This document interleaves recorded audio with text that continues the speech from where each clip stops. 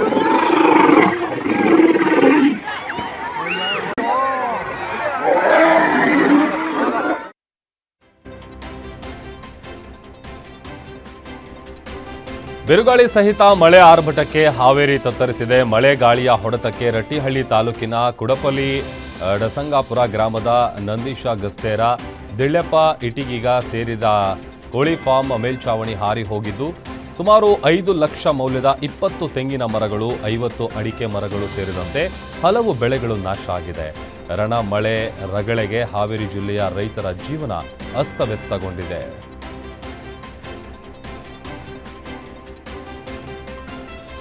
ಕಲಬುರಗಿ ಜಿಲ್ಲೆಯಲ್ಲೂ ವರುಣ ಅಬ್ಬರಿಸಿ ಬೊಬ್ಬರಿದಿದ್ದಾನೆ. ಬಿರುಗಾಳಿ ಮಳೆಗೆ ಜೇವರ್ಗಿ ಪಟ್ಟಣದಲ್ಲಿರುವ ಸ್ಟೇಡಿಯಂ ಮೇಲ್ಛಾವಣಿ ಕಿತ್ತು ಹೋಗಿದೆ. ಕಳೆದ 10 ತಿಂಗಳ ಹಿಂದೆಯಷ್ಟೇ ಸ್ಟೇಡಿಯಂ ಉದ್ಘಾಟನೆಗೊಂಡಿತ್ತು.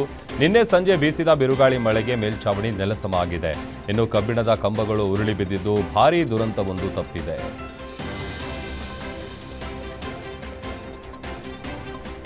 ಸಿಡಿಲು ಬಡಿದು ಎತ್ತು ಸಾವನ್ನಪ್ಪಿದ ಘಟನೆ ಹಾವೇರಿ ಜಿಲ್ಲೆ ರಾಣೆಬೆನ್ನೂರು ತಾಲೂಕಿನ ಕೋನಬೇವು ಗ್ರಾಮದಲ್ಲಿ ನಡೆದಿದೆ. ಕುಬೇರಪ್ಪ ಮಾಸಣಗಿ ಎಂಬುವರಿಗೆ ಸೇರಿದ ಎತ್ತಿಗೆ ಸಿಡಿಲು ಬಡಿದು ಸಾವನ್ನಪ್ಪಿದ್ದು, ಜಮೀನಿನಲ್ಲಿದ್ದಾಗ ಸಿಡಿಲು ಬಡಿದು ಅವಘಡ ಸಂಭವಿಸಿದೆ. ಸ್ಥಳಕ್ಕೆ ಕಂದಾಯ ಇಲಾಖೆ ಅಧಿಕಾರಿಗಳು ಭೇಟಿ ನೀಡಿ ಪರಿಶೀಲನೆ ನಡೆಸಿದ್ದಾರೆ. ಸೂಕ್ತವಾದ ಪರಿಹಾರ ಕೊಡುವಂತೆ ರೈತ ಕುಟುಂಬ ಆಗ್ರಹಿಸಿದೆ.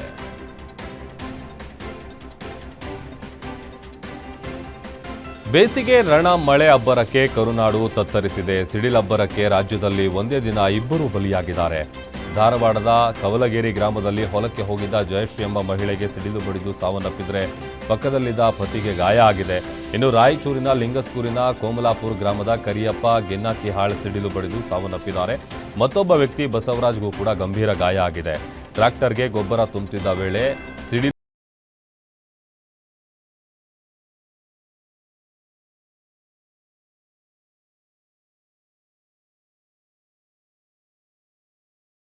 ಬರೀ ವದಂತಿ ಅಂತ ಕಾರಾಗೃಹ ಡಿಜಿಪಿ ಅಲೋಕ್ ಕುಮಾರ್ ಸ್ಪಷ್ಟನೆ ಕೊಟ್ಟಿದ್ದಾರೆ. ದರ್ಶನ್ ಫಿಟ್ ಅಂಡ್ ಫೈನ್ ಆಗಿದ್ದಾರೆ ಅಂತ ಸುಳ್ಳು ಸುದ್ದಿ ಹರಡಿಸ್ತಾರೋರ ವಿರುದ್ಧ ಡಿಜಿಪಿ ಅಲೋಕ್ ಕಿಡಿಕಾರಿದ್ರು.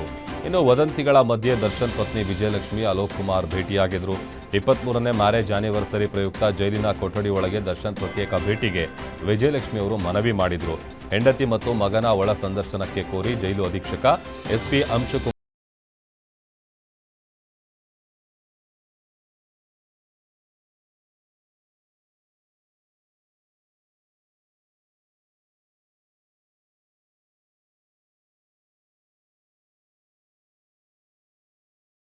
ನೇ ವರ್ಷದ ಆನಿವರ್ಸರಿ ಹಿನ್ನೆಲೆ ಕಳೆದ ವರ್ಷದ ರೊಮ್ಯಾಂಟಿಕ್ ಆನಿವರ್ಸರಿಯನ್ನು ನೆನೆದು ವಿಜಯಲಕ್ಷ್ಮಿ ಇನ್ಸ್ಟಾದಲ್ಲಿ ಭಾವುಕವಾಗಿ ಪೋಸ್ಟ್ ಮಾಡಿದ್ದಾರೆ.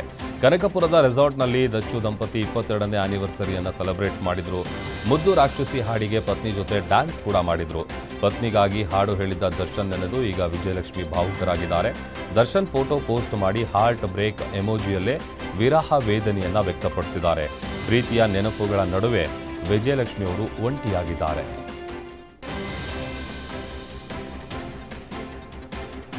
ಚಿತ್ರದುರ್ಗದ ರೇಣುಕಾಸ್ವಾಮಿ ಕೊಲೆ ಪ್ರಕರಣ ಸಂಬಂಧ ಸುಪ್ರೀಂ ಕೋರ್ಟ್ನಲ್ಲಿ ಜಾಮೀನು ಸಿಗದಿದ್ದಕ್ಕೆ ನಟ ದರ್ಶನ್ ಕುಗ್ಗಿ ಹೋಗಿದ್ದಾರೆ. ಪರಪ್ಪನ ಅಗ್ರಹಾರ ಕ್ವಾರಂಟೈನ್ ಜೈಲಿನ ಬ್ಯಾರಕ್ನಲ್ಲಿ ಯಾರ ಬಳಿಯೂ ಮಾತನಾಡದೆ ದರ್ಶನ್ ಏಕಾಂಗಿಯಾಗಿ ಕುಳಿತಿದ್ದಾರೆ. ಜೈಲಿನಲ್ಲಿ ಊಟ ಹೋಗದೆ, ನಿದ್ರೆ ಬಾರದೆ ದೈಹಿಕವಾಗಿಯೂ ದರ್ಶನ್ ಬಳಲುತ್ತಿದ್ದಾರೆ. ಅಲ್ಲದೆ ಬೆನ್ನು ನೋವು ಕೂಡ ದರ್ಶನ್ರನ್ನ ಬಾಧಿಸ್ತಾ ಇದ್ದು, ಬೆನ್ನು ನೋವಿಗೆ ಜೈಲಿನ ಆಸ್ಪತ್ರೆ ವೈದ್ಯರಿಂದಲೇ ಚಿಕಿತ್ಸೆ ಕೊಡಲಾಗ್ತಾ ಇದೆ. ದರ್ಶನ್ ಆರೋಗ್ಯದ ಮೇಲೆ ಜೈಲಿನ ವೈದ್ಯರು ನಿಗಾ ಇಟ್ಟಿದ್ದಾರೆ.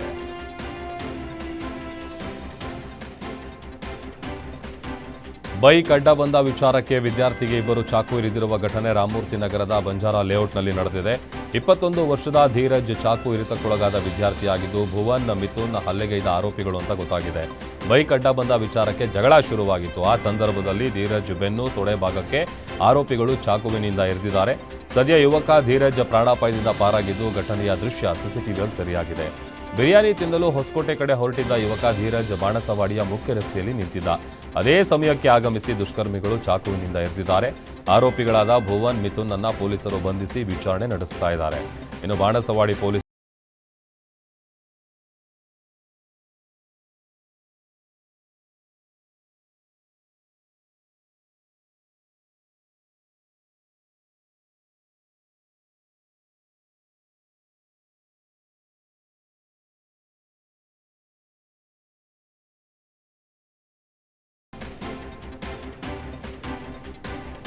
ಸ್ಮಗ್ಲಿಂಗ್ ಕೇಸ್ ಒಂದರಲ್ಲಿ ದಂಡ ವಿಧಿಸಿದ್ದಕ್ಕೆ ಸೇಡು ತೀರಿಸಿಕೊಳ್ಳಲು ಮುಂದಾದ ಆರೋಪದಡಿ ಕೃಪಾಲನಿ ವಿರುದ್ಧ ಬೆದರಿಕೆ ಪ್ರಕರಣ ದಾಖಲಾಗಿದೆ.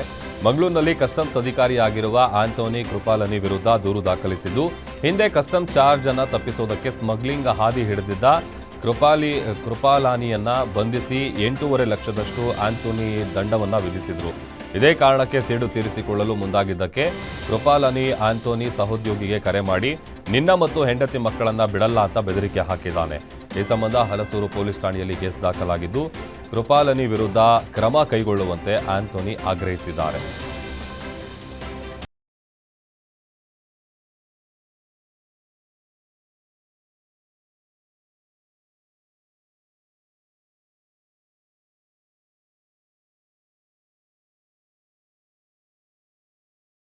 ಆಗಮಿಸಿ ಸಾಧನಾ ಸಮಾವೇಶದಲ್ಲಿ ಭಾಗಿಯಾಗಲಿದ್ದಾರೆ.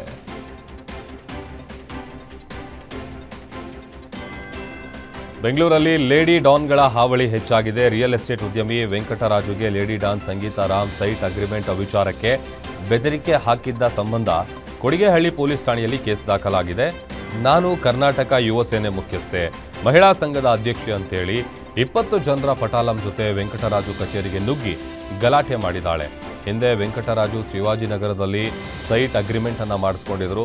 ಅದೇ ವಿಚಾರವಾಗಿ ವೆಂಕಟರಾಜು ಕಚೇರಿಗೆ ಬಂದ ಸಂಗೀತ ಆ ಜಾಗಕ್ಕೆ ನೀನು ಹೋಗಬೇಡ, ನನಗೆ 10 ಲಕ್ಷ ಕೊಡುವಂತೆ ಡಿಮ್ಯಾಂಡ್ ಮಾಡಿದ್ದು, ಪೊಲೀಸರಿಗೆ ದೂರು ನೀಡಿದರೆ ಆಫೀಸ್ಗೆ ನುಗ್ಗಿ ಹೊಡೆಯುವ ಬೆದರಿಕೆ ಹಾಕಿದ್ದಾಳೆ. ಇನ್ನು ಆರೋಪಿಗಳಿಗಾಗಿ ಕೊಡಿಗೆಹಳ್ಳಿ ಪೊಲೀಸರು ಹುಡುಕಾಟ ನಡೆಸಿದ್ದಾರೆ.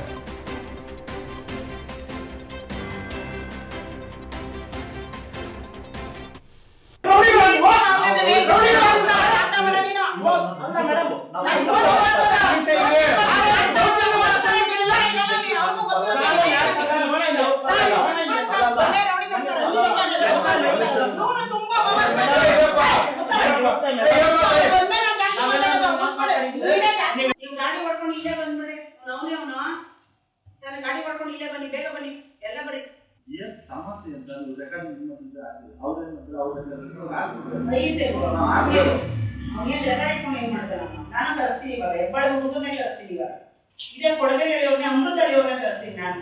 ನೀವು ಗಾಡಿ ಹೊಡ್ಕೊಂಡು ಇಲ್ಲೇ ಬಂದ್ಬಿಡ್ರಿ, ಅವನೇ ಅವನು ಗಾಡಿ ಹೊಡ್ಕೊಂಡು ಇಲ್ಲೇ ಬನ್ನಿ, ಬೇಗ ಬನ್ನಿ, ಎಲ್ಲ ಬರೀ ಏನ್ ಸಮಸ್ಯೆ ಅಂತ ರೆಕಾರ್ಡ್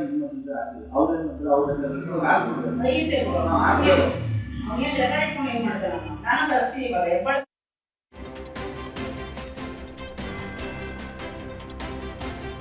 ಯುವಕನನ್ನು ಕಿಡ್ನಾಪ್ ಮಾಡಿ ದರೋಡೆ ಮಾಡಿದ್ದ ಗ್ಯಾಂಗ್ ಅನ್ನ ಚಿಕ್ಕಬಳ್ಳಾಪುರದ ಚಿಂತಾಮಣಿಯಲ್ಲಿ ಪೊಲೀಸರು ಬಂಧಿಸಿದ್ದಾರೆ. ಯುವಕ ಹೇಮಂತ್ ಕುಮಾರ್ನನ್ನ ಬೈಕ್ನಲ್ಲಿ ಕರೆದೊಯ್ದು ದುಷ್ಕರ್ಮಿಗಳು ಕಿಡ್ನಾಪ್ ಮಾಡಿ ಇಟ್ಟಿಗೆ ಫ್ಯಾಕ್ಟರಿಗೆ ಕರೆದೊಯ್ದು 4 ಸ್ನೇಹಿತರ ಜೊತೆಗೂಡಿ ಚಾಕು ಮಚ್ಚು ತೋರಿಸಿ ಯುವಕನಿಗೆ ಕೊಲೆ ಬೆದರಿಕೆ ಹಾಕಿದ್ರು. ಅಲ್ಲದೆ ಫೋನ್ ಮೂಲಕ ದರೋಡೆಕೋರರು 5,000 ರೂಪಾಯಿ ಹಣ ಪೀಕಿದ್ರು. ಇನ್ನು ಘಟನೆಯ ಸಂಬಂಧ ಚಿಂತಾಮಣಿ ನಗರ ಪೊಲೀಸ್ ಠಾಣೆಯಲ್ಲಿ ದೂರು ದಾಖಲಾಗಿತ್ತು.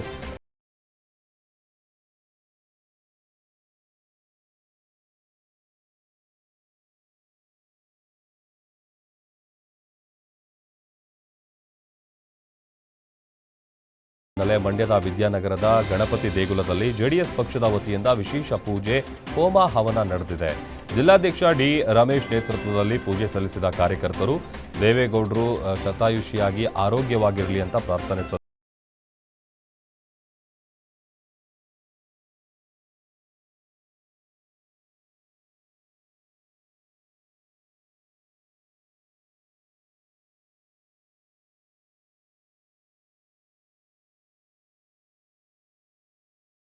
ಆಚರಿಸಿಕೊಂಡರು. ದೇವೇಗೌಡರಿಗೆ ಗಣ್ಯರಿಂದ ಶುಭಾಶಯಗಳ ಮಹಾಪೂರವೇ ಹರಿದು ಬಂದಿದೆ. ಪ್ರಧಾನಿ ಮೋದಿ, ಕೇಂದ್ರ ಸಚಿವ ಎಚ್.ಡಿ. ಕುಮಾರಸ್ವಾಮಿ, ಪ್ರಹ್ಲಾದ್ ಜೋಶಿ, ಸಿಎಂ ಸಿದ್ದರಾಮಯ್ಯ ಸೇರಿದಂತೆ ಹಲವರು ತಮ್ಮ ಎಕ್ಸ್ ಖಾತೆಯಲ್ಲಿ ಪೋಸ್ಟ್ ಹಾಕಿ ಶುಭಾಶಯ ಕೋರಿದ್ದಾರೆ.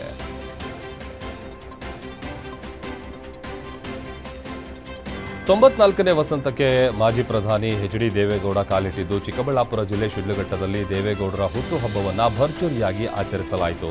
ಶಿಡ್ಲಘಟ್ಟ ಶಾಸಕ ರವಿಕುಮಾರ್ ನೇತೃತ್ವದಲ್ಲಿ ಸುಮಾರು 20,000 ಜನರಿಗೆ ಊಟದ ವ್ಯವಸ್ಥೆಯನ್ನು ಮಾಡಲಾಗಿತ್ತು. ಅಲ್ಲದೆ ಚಿಂತಾಮಣಿಯಲ್ಲಿ ಜೆಡಿಎಸ್ ಕೋರ್ ಕಮಿಟಿಯ ಅಧ್ಯಕ್ಷ ಜೆ.ಕೆ. ಕೃಷ್ಣಾರೆಡ್ಡಿ ನೇತೃತ್ವದಲ್ಲಿ ವಿಶೇಷ ಪೂಜೆ ಕೂಡ ನಡೆಯಿತು. ದೇವೇಗೌಡರ ಹುಟ್ಟುಹಬ್ಬದ ಪ್ರಯುಕ್ತ ಚಿಂತಾಮಣಿ ಸರ್ಕಾರಿ ಆಸ್ಪತ್ರೆಯಲ್ಲಿ ಹಣ್ಣು ಹಂಪಲು ವಿತರಣೆ ಮಾಡಲಾಯಿತು.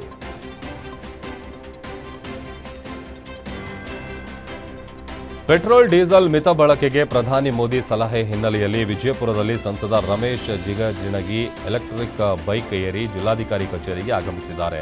ಭೂತನಾಳ ಗ್ರಾಮದ ಬಳಿಯ ತಮ್ಮ ನಿವಾಸದಿಂದ ಕೆಲಸದ ನಿಮಿತ್ತ ಜಿಲ್ಲಾಧಿಕಾರಿ ಕಚೇರಿಗೆ ಆಗಮಿಸಿದ್ರು. ಪೆಟ್ರೋಲ್ ಡೀಸೆಲ್ ಮಿತ ಬಳಕೆ ಹಿನ್ನೆಲೆ ಕಾರು ಬೈಕ್ ಓಡಾಟ ಮಿತವಾಗಿ ಬಳಸುವಂತೆ ಸಂದೇಶ ನೀಡಿದ್ದಾರೆ. ಸಂಸದ ರಮೇಶ್ ಜಿಗಜಿಣಗಿಗೆ ವಿಜಯಪುರ ಬಿಜೆಪಿ ಕಾರ್ಯಕರ್ತರು ಈ ವೇಳೆ ಸಾಥ್ ಕೊಟ್ಟಿದ್ದಾರೆ.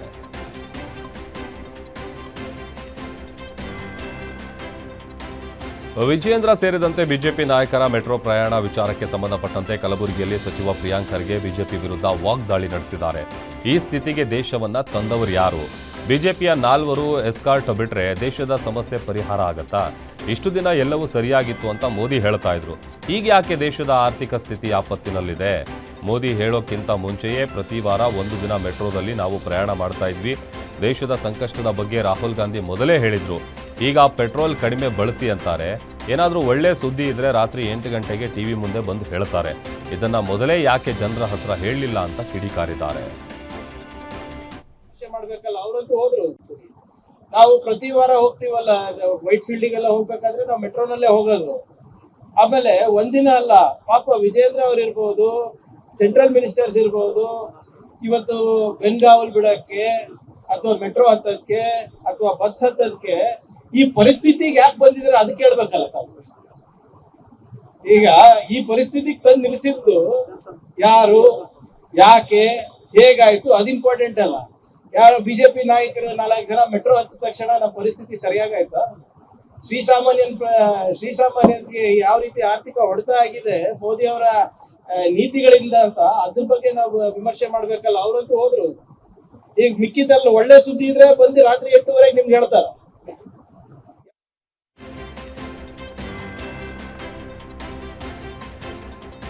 ಯಾದಗಿರಿ ನಗರದಲ್ಲಿ ನೀರಿಗಾಗಿ ಹಾಹಾಕಾರ ಶುರುವಾಗಿದೆ. ಭೀಮಾ ನದಿ ಬತ್ತಿದ ಹಿನ್ನೆಲೆ ನಗರಕ್ಕೆ ನೀರು ಪೂರೈಕೆಯಾಗದೆ ಜನರು ಸಂಕಷ್ಟ ಎದುರಿಸ್ತಾ ಇದ್ದಾರೆ. 54 ಕೋಟಿ ವೆಚ್ಚದಲ್ಲಿ ಹೊಸ ಜಾಕ್ವೆಲ್ ಪೈಪ್ಲೈನ್ ಕಾಮಗಾರಿ ಕೈಗೊಳ್ಳಲಾಗಿದ್ದು, ಜಾಕ್ವೆಲ್ನಿಂದ ನೀರು ಬಿಡಲು ನದಿಯಲ್ಲಿ ನೀರಿನ ಕೊರತೆ ಉಂಟಾಗಿದೆ. ಹಲವು ತಾಂತ್ರಿಕ ಕಾರಣದಿಂದ ಫಿಲ್ಟರ್ ಬೇಡ್ ಪ್ರದೇಶದವರೆಗೆ ಪೈಪ್ಲೈನ್ ಕಾಮಗಾರಿ ವಿಳಂಬವಾಗ್ತಿದ್ದು, ಕಾಮಗಾರಿ ಪೂರ್ಣಗೊಂಡು ವರ್ಷವಾದರೂ ಕೂಡ ಉದ್ಘಾಟನೆ ಮಾಡಿಲ್ಲ ಅಂತ ಯಾದಗಿರಿ ನಗರಸಭೆ ಅಧಿಕಾರಿಗಳ ವಿರುದ್ಧ ಮಹಿಳೆಯರು ಆಕ್ರೋಶ ವ್ಯಕ್ತಪಡಿಸಿದ್ದಾರೆ. ಇನ್ನು ಯಾದಗಿರಿ ನಗರಸಭೆ ಪೌರಾಯುಕ್ತ ಉಮೇಶ್ ಚೌಹಾಣ್ ನೀರಿನ ಬಗ್ಗೆ ಮಾಹಿತಿ ನೀಡಿದ್ದು, ಕಾಮಗಾರಿ ನಡೀತಾ ಇದ್ದು ಇನ್ನೂ ಪೂರ್ಣಗೊಂಡಿಲ್ಲ. ಹೆದ್ದಾರಿ ಪ್ರಾಧಿಕಾರ ಪೈಪ್ಲೈನ್ ಕಾಮಗಾರಿ ಮಾಡೋದಕ್ಕೆ ಎನ್ಒಸಿ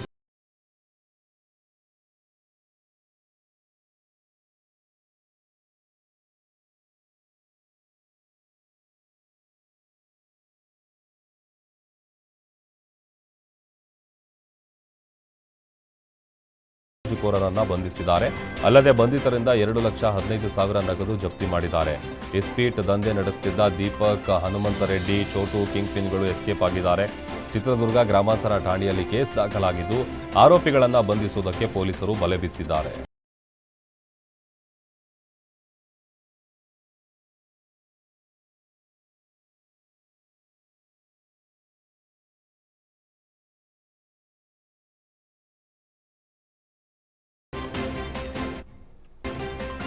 ಮಂಡ್ಯದ ಕೆಆರ್ಪೇಟೆಯ ಹೋಟೆಲ್ ಬೇಕರಿಗಳ ಮೇಲೆ ಅಧಿಕಾರಿಗಳು ದಾಳಿ ನಡೆಸಿದ್ದಾರೆ. ಪ್ಲಾಸ್ಟಿಕ್ ಬಳಕೆ ಸೇರಿ ಆಹಾರ ಪದಾರ್ಥಗಳಿಗೆ ರಾಸಾಯನಿಕ ಬಳಕೆ ಬಗ್ಗೆ ಪರಿಶೀಲನೆ ನಡೆಸಿದ್ದಾರೆ. ಪುರಸಭೆ ಆಡಳಿತಾಧಿಕಾರಿ ಶ್ರೀನಿವಾಸರಿಂದ ದಾಳಿ ನಡೆದಿದ್ದು, ಪರಿಶೀಲನೆಯ ವೇಳೆ ಆಹಾರಕ್ಕೆ ಅಪಾಯಕಾರಿ ಕೃತಕ ರಾಸಾಯನಿಕ ಬಳಕೆ ಮಾಡುತ್ತಿರುವುದು ಪತ್ತೆಯಾಗಿದೆ.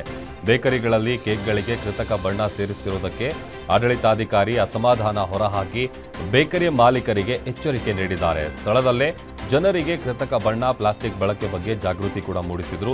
ಇನ್ನು ಪಾರ್ಸೆಲ್ಗಾಗಿ ಬಳಸ್ತಾ ಇದ್ದಂಥ ಪ್ಲಾಸ್ಟಿಕ್ ಕವರ್, ಆಹಾರಕ್ಕೆ ಬೆರೆಸ್ತಾ ಇದ್ದಂಥ ಕೃತಕ ರಾಸಾಯನಿಕಗಳನ್ನು ವಶಕ್ಕೆ ಪಡೆದಿದ್ದಾರೆ.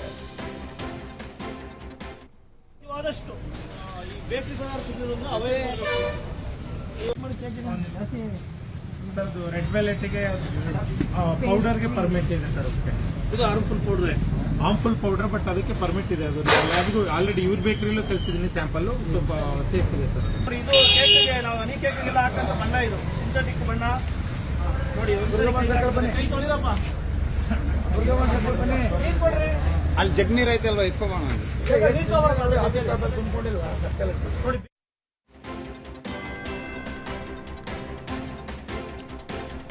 ನಿರಂತರ ಅಪಘಾತ ಹಿನ್ನೆಲೆ ರಸ್ತೆ ಮೇಲೆ ಹಂಸ ಹಾಕುವಂತೆ ಒತ್ತಾಯಿಸಿ ದಾವಣಗೆರೆ ಜಿಲ್ಲೆ ಚನ್ನಗಿರಿ ತಾಲೂಕಿನ ತಣಿಗೆರೆ ಗ್ರಾಮಸ್ಥರು ಪ್ರತಿಭಟನೆ ನಡೆಸಿದ್ದಾರೆ. ಜಿಗಳಿ ಸುಮ್ಮಸಗಿ ರಾಜ್ಯ ರಸ್ತೆಯನ್ನು ತಡೆದು ಪ್ರತಿಭಟನೆ ನಡೆಸಿದ ಗ್ರಾಮಸ್ಥರು ನಿರಂತರ ಅಪಘಾತ ಸಂಭವಿಸಿ ಸುಮಾರು 10ಕ್ಕೂ ಹೆಚ್ಚು ಜನರು ಪ್ರಾಣ ಕಳೆದುಕೊಂಡಿದ್ದಾರೆ. ಪದೇ ಪದೇ ಅಪಘಾತ ಆದರೂ ಸಂಬಂಧಪಟ್ಟ ಅಧಿಕಾರಿಗಳು ಕ್ರಮ ಕೈಗೊಳ್ತಾ ಇಲ್ಲ ಅಂತ ಆಕ್ರೋಶ ವ್ಯಕ್ತಪಡಿಸಿದ್ರು. ಈ ವೇಳೆ ಅಪಘಾತವಾದ ಬೈಕನ್ನು ರಸ್ತೆ ಮಧ್ಯೆ ಇಟ್ಟು 2 ಗಂಟೆಗಳ ಕಾಲ ಹೆದ್ದಾರಿಯನ್ನು ತಡೆದು ಪ್ರೊಟೆಸ್ಟ್ ಮಾಡಿದ್ದಾರೆ. ಸ್ಥಳಕ್ಕೆ ಭೇಟಿ ನೀಡಿದ ಸಂತೆಬೆನ್ನೂರು ಠಾಣೆಯ ಸಿಪಿಐ ಮಲ್ಲಮ್ಮ ಪ್ರತಿಭಟನಾಕಾರರ ಮನವೊಲಿಕೆಗೆ ಯತ್ನಿಸಿದ್ದಾರೆ.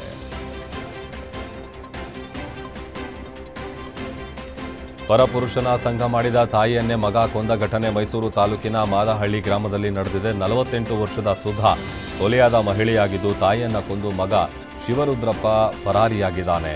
ಬೇರೆಯವರ ಜೊತೆ ತಾಯಿ ಸಂಬಂಧ ಇಟ್ಕೊಂಡಿದ್ದಕ್ಕೆ ಮಗ ಸಿಟ್ಟಿಗೆದ್ದಿದ್ದ. ನಿನ್ನೆ ಬೆಳಿಗ್ಗೆ ತಾಯಿ ಮೇಲೆ ಪುತ್ರ ಶಿವರುದ್ರಪ್ಪ ಹಲ್ಲೆ ಮಾಡಿದ್ದ. ಹಲ್ಲೆಗೊಳಗಾಗಿದ್ದ ತಾಯಿಯನ್ನು ಆಸ್ಪತ್ರೆಗೆ ಸಂಬಂಧಿಕರು ಕರೆದೊಯ್ತಾ ಇದ್ರು. ಬಳಿಕ ತಾನೇ ಆಸ್ಪತ್ರೆಗೆ ದಾಖಲಿಸುವುದಾಗಿ ಹೇಳಿ ಮಗ ತಾಯಿಯನ್ನ ಕರ್ಕೊಂಡು ಹೋಗಿದ್ದಾನೆ. ಈ ವೇಳೆ ಮತ್ತೆ ತಾಯಿಯ ಮೇಲೆ ಶಿವರುದ್ರಪ್ಪ ಹಲ್ಲೆ ಮಾಡಿದ್ದ. ತೋಟದಲ್ಲಿ ತಾಯಿಯನ್ನ ಸುಟ್ಟು ಹಾಕಿ ಎಸ್ಕೇಪ್ ಆಗಿದ್ದಾನೆ. ಕೃತ್ಯಕ್ಕೆ ಆರೋಪಿಗೆ ಚಿಕ್ಕಪ್ಪನ ಮಕ್ಕಳಾದ ಆಕಾಶ್, ಅಭಿ ಸಾಥ್ ನೀಡಿದ್ದಾರೆ. ಪ್ರಕರಣ ಸಂಬಂಧ ಜಯಪುರ ಪೊಲೀಸರು ಪ್ರಕರಣವನ್ನು ದಾಖಲಿಸಿಕೊಂಡು ಆರೋಪಿಗಳನ್ನು ವಶಕ್ಕೆ ಪಡೆದಿದ್ದಾರೆ.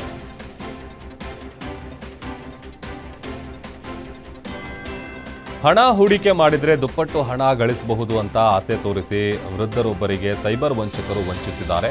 ದಾವಣಗೆರೆ ಜಿಲ್ಲೆ ಹರಿಹರ ಪಟ್ಟಣದ ವೃದ್ಧರೊಬ್ಬರ ಬಳಿ 75.42 ಲಕ್ಷ ರೂಪಾಯಿ ವಂಚನೆ ಮಾಡಿದ್ದಾರೆ. ತಾವು ಹೂಡಿಕೆ ಸಲಹೆಗಾರರು ಅಂತ ವೃದ್ಧನಿಗೆ ವಾಟ್ಸಪ್ ಮೂಲಕ ಮಾಲಾ ತೋದರ್ವಾಲಾ ಹಾಗೆಯೇ ಸುರೇಶ್ ಶುಕ್ಲಾ ಪರಿಚಯವಾಗಿದ್ದರು.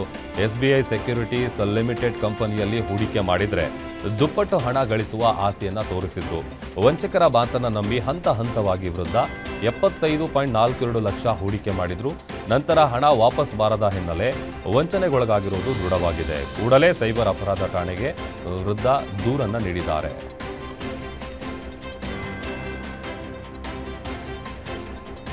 ಮೇ 20ರಂದು ಸಾರಿಗೆ ನೌಕರರ ಮುಷ್ಕರ ಹಿನ್ನೆಲೆಯಲ್ಲಿ ಮುಷ್ಕರಕ್ಕಿಳಿಯುವ ಸಾರಿಗೆ ನೌಕರರ ಸ್ಯಾಲರಿ ಕಟ್ ಮಾಡಲಾಗುವುದು ಅಂತ ಕೆಎಸ್ಆರ್ಟಿಸಿಯಿಂದ ನೋ ವರ್ಕ್ ನೋ ಸ್ಯಾಲರಿ ಮಹತ್ವದ ಆದೇಶ ಹೊರಡಿಸಲಾಗಿದೆ. ಸಾರಿಗೆ ನೌಕರರ ಮುಷ್ಕರ ಹತ್ತಿಕ್ಕುವಂತ ನಿಟ್ಟಿನಲ್ಲಿ ಈ ಆದೇಶ ಹೊರಡಿಸಲಾಗಿದ್ದು, 4 ನಿಗಮಗಳ ನೌಕರರ ರಜೆ ರದ್ದು ಮಾಡುವಂತೆ ಆದೇಶ ನೀಡಲಾಗಿದೆ. ಅನಿವಾರ್ಯ ಸಂದರ್ಭ ಹೊರತುಪಡಿಸಿ ಉಳಿದ ಸಿಬ್ಬಂದಿಗೆ ರಜೆ ರದ್ದು ಮಾಡಲಾಗಿದೆ. ಸಾರಿಗೆ ಸಂಸ್ಥೆಗಳನ್ನು ಅಗತ್ಯ ಸೇವೆಗಳ ಕಾಯ್ದೆಯಡಿ ತರಲಾಗಿದೆ. ಎಸ್ಮಾ ಕಾಯ್ದೆಯಡಿ ಇರೋದ್ರಿಂದ ನೌಕರರು ಮುಷ್ಕರ ಮಾಡುವಂತಿಲ್ಲ. ನೌಕರರು ಕರ್ತವ್ಯಕ್ಕೆ ಗೈರು ಹಾಜರಾಗುವಂತಿಲ್ಲ. ಕರ್ತವ್ಯಕ್ಕೆ ಗೈರಾದರೆ ಕಾನೂನು ಕ್ರಮ ಕೈಗೊಳ್ಳುವ ಎಚ್ಚರಿಕೆಯನ್ನು ಕೂಡ ನೀಡಲಾಗಿದೆ.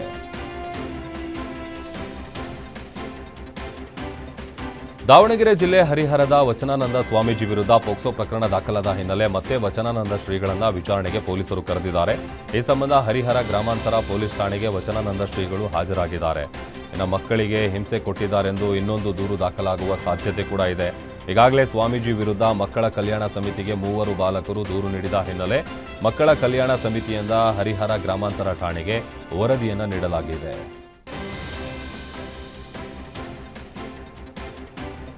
ಹಕ್ಕಿ ಜ್ವರ ಶಂಕೆಯಿಂದ ನೆಲಮಂಗಲ ತಾಲೂಕಿನ ದೊಡ್ಡೇರಿಯಲ್ಲಿ ಮರ ಗಿಡಗಳ ಬಳಿ 10 ನವಿಲುಗಳ ಮಾರಣ ಹೋಮ ಆಗಿದೆ. 10ರಿಂದ 15 ನವಿಲುಗಳು ದಿಢೀರನೆ ಸತ್ತು ಬಿದ್ದಿದ್ದು ನವಿಲುಗಳ ಮೃತದೇಹಗಳನ್ನು ಮರಣೋತ್ತರ ಪರೀಕ್ಷೆಗೆ ರವಾನೆ ಮಾಡಲಾಗಿದೆ. ಸ್ಥಳಕ್ಕೆ ನೆಲಮಂಗಲ ಗ್ರಾಮಾಂತರ ಪೊಲೀಸರು ಹಾಗೂ ಅರಣ್ಯ ಇಲಾಖೆ ಸಿಬ್ಬಂದಿ ಭೇಟಿ ನೀಡಿ ಪರಿಶೀಲನೆ ನಡೆಸಿದ್ದಾರೆ.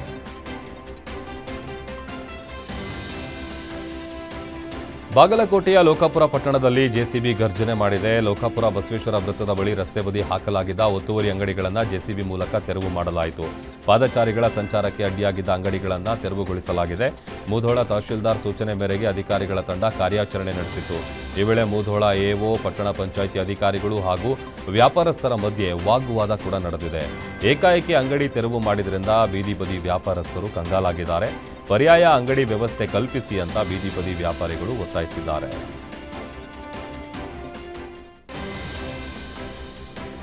ಬಾಗಲಕೋಟೆಯ ಮುದ್ದಾಪುರದಲ್ಲಿ ವೇತನ ಹಾಗೂ ಮೂಲಭೂತ ಸೌಲಭ್ಯಗಳಿಗಾಗಿ ಆಗ್ರಹಿಸಿ ಜೆಕೆ ಸಿಮೆಂಟ್ ಕಾರ್ಖಾನೆ ಕಾರ್ಮಿಕರು ಪ್ರೊಟೆಸ್ಟ್ ಅನ್ನು ಮಾಡಿದ್ದಾರೆ. ಕಾರ್ಮಿಕರು ಕೆಲಸಕ್ಕೆ ಗೈರು ಹಾಜರು ಹಾಕಿ ಮುದ್ದಾಪುರ ಗ್ರಾಮದ ಬಳಿ ಇರೋ ಕಾರ್ಖಾನೆಯಲ್ಲಿ ಪ್ರತಿಭಟನೆ ನಡೆಸಿ ಆಕ್ರೋಶ ಹೊರಹಾಕಿದ್ರು. ವೇತನ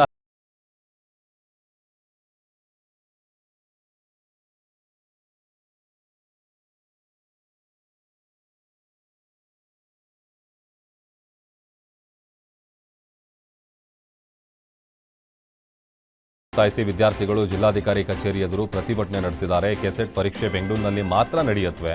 ಇದರಿಂದ ವಿದ್ಯಾರ್ಥಿಗಳಿಗೆ ಸಾಕಷ್ಟು ಆರ್ಥಿಕ ಹೊರೆಯಾಗಲಿದೆ.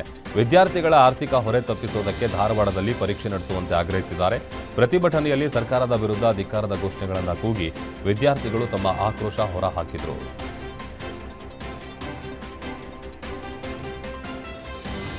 ಕಲಬುರಗಿಯಲ್ಲಿ ನೂತನ ಮೃಗಾಲಯವನ್ನು ಉದ್ಘಾಟನೆ ಮಾಡಲಾಯಿತು. ಅರಣ್ಯ ಸಚಿವ ಈಶ್ವರ್ ಖಂಡ್ರೆ ಮತ್ತು ಸಚಿವ ಪ್ರಿಯಾಂಕ್ ಖರ್ಗೆ ಮೃಗಾಲಯವನ್ನು ಉದ್ಘಾಟಿಸಿದರು. ಚಿತ್ತಾಪುರದ ಬಳಿ 42 ಎಕರೆಯಲ್ಲಿ ಮೃಗಾಲಯ ನಿರ್ಮಾಣ ಮಾಡಲಾಗಿದೆ. ಉದ್ಘಾಟನೆ ಬಳಿಕ ಸುದ್ದಿಗೋಷ್ಠಿ ನಡೆಸಿದ ಅರಣ್ಯ ಸಚಿವ ಈಶ್ವರ್ ಖಂಡ್ರೆ, ಮೃಗಾಲಯ ನಿರ್ಮಾಣಕ್ಕೆ ಜನರ ಬಹುದಿನದ ಬೇಡಿಕೆ ಇತ್ತು. ನಮ್ಮ ಸರ್ಕಾರ ಬಂದ ಬಳಿಕ ಮೃಗಾಲಯ ಕಾರ್ಯಕ್ಕೆ ವೇಗ ನೀಡಲಾಗಿದೆ. ಕಲ್ಯಾಣ ಕರ್ನಾಟಕ ಭಾಗದಲ್ಲಿ ಹಸಿರು ಹೊದಿಕೆ ಕಡಿಮೆ ಇದೆ. ಇದರಿಂದ ಇಲ್ಲಿನ ತಾಪಮಾನ ಜಾಸ್ತಿ ಆಗ್ತಾ ಇದೆ. ಇದನ್ನು ತಪ್ಪಿಸಲು ನಾವು ಹೆಚ್ಚು ಗಿಡಗಳನ್ನು ನೆಡಬೇಕು ಅಂತ ಹೇಳಿದ್ದಾರೆ.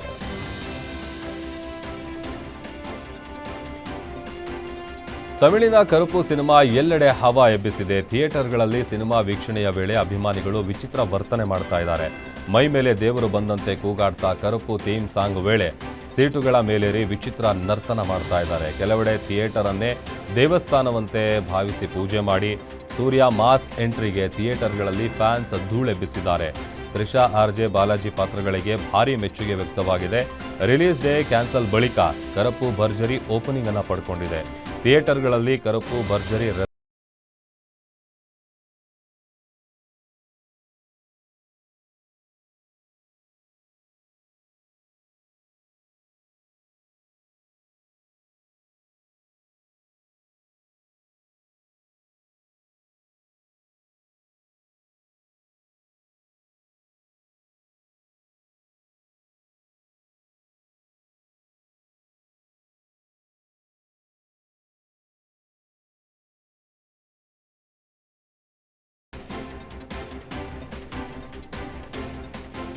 ಕೇರಳಂನ ನೂತನ ಮುಖ್ಯಮಂತ್ರಿಯಾಗಿ ವಿ.ಡಿ. ಸತೀಶನ್ ಪ್ರಮಾಣ ವಚನ ಸ್ವೀಕರಿಸಿದ್ದಾರೆ. ತಿರುವನಂತಪುರದಲ್ಲಿ ನಡೆದ ಸಮಾರಂಭದಲ್ಲಿ ರಾಜ್ಯಪಾಲ ರಾಜೇಂದ್ರ ಅರ್ಲೇಕರ್ ಪ್ರಮಾಣ ವಚನ ಬೋಧಿಸಿದರು.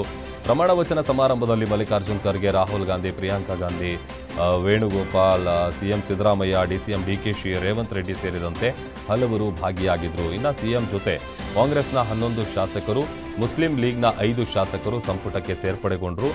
ರಮೇಶ್ ಚೆನ್ನಿತ್ತಲ, ಕೆ ಮುರಳೀಧರನ್, ಸಿಟಿ ಸಿದ್ದಿಕ್ ಸೇರಿ ಸಿಎಂ ಜೊತೆ 20 ಸಚಿವರು ಅಧಿಕಾರ ಸ್ವೀಕರಿಸಿದರು.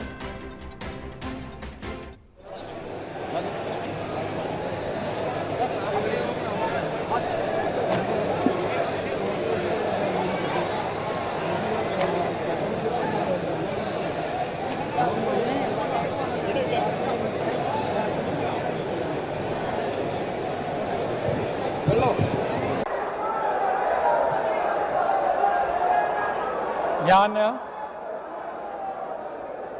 വടശ്ശേരി ദാമോദര മേനോൻ സതീശൻ എന്ന ഞാൻ നിയമം വഴി സ്ഥാപിതമായ ഭാരതത്തിൻ്റെ ഭരണഘടനയോട് നിർവ്യാജമായ വിശ്വസ്തതയും കൂറും പുലർത്തുമെന്നും ഞാൻ ഭാരതത്തിൻ്റെ പരമാധികാരവും അഖണ്ഡതയും നിലനിർത്തുമെന്നും ഞാൻ കേരള സംസ്ഥാനത്തെ മുഖ്യമന്ത്രി എന്ന നിലയിലുള്ള എൻ്റെ കർത്തവ്യങ്ങൾ വിശ്വസ്തയോടും മനസാക്ഷിയെ മുൻനിർത്തിയും നിർവഹിക്കുമെന്നും ഭരണഘടനയും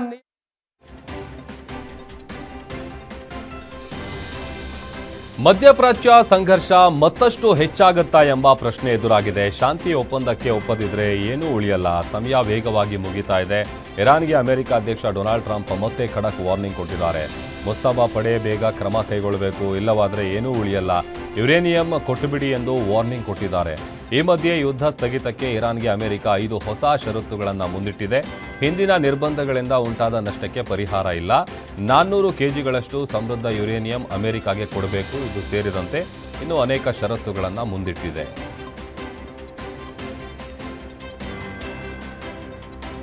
ಇರಾನ್ ವಿರುದ್ಧ ಅಮೆರಿಕ ಅಧ್ಯಕ್ಷ Donald Trump social media war ನಡೆಸಿದ್ದಾರೆ. ಇರಾನ್ ಆಡಳಿತಕ್ಕೆ ಸೋಷಿಯಲ್ ಮೀಡಿಯಾದಲ್ಲೇ ಧಮಕಿ ಹಾಕಿ ಎಐ ಚಿತ್ರಗಳನ್ನು ರಚಿಸಿ ಇರಾನ್ ಸರ್ಕಾರಕ್ಕೆ ಬೆದರಿಕೆ ಹಾಕಿದ್ದಾರೆ. ಎಐ ಚಿತ್ರಗಳ ಮೂಲಕವೇ ಇರಾನ್ ಮೇಲೆ ಅಣುಬಾಂಬ್ ದಾಳಿ ಬೆದರಿಕೆ ಹಾಕಿದ ಟ್ರಂಪ್ ಪಶ್ಚಿಮ ಏಷ್ಯಾದ ಎಲ್ಲ ರಾಷ್ಟ್ರಗಳನ್ನು ಅಮೆರಿಕ ಧ್ವಜದಲ್ಲಿ ಚಿತ್ರಣ ಮಾಡಿದ್ದಾರೆ. ಇರಾನ್ ಮೇಲೆ ಎಲ್ಲ ಕಡೆಯಿಂದ ದಾಳಿ ನಡೆಸುವ ರೀತಿ ಚಿತ್ರಣ ಮಾಡಿದ್ದಾರೆ. ಅಲ್ಲದೆ ಅಣುಬಾಂಬ್ ಸೇರಿದಂತೆ ಹಲವು ರೀತಿಯ ದಾಳಿ ನಡೆಸುವ ಬೆದರಿಕೆ ಕೂಡ ಹಾಕಿದ್ದಾರೆ.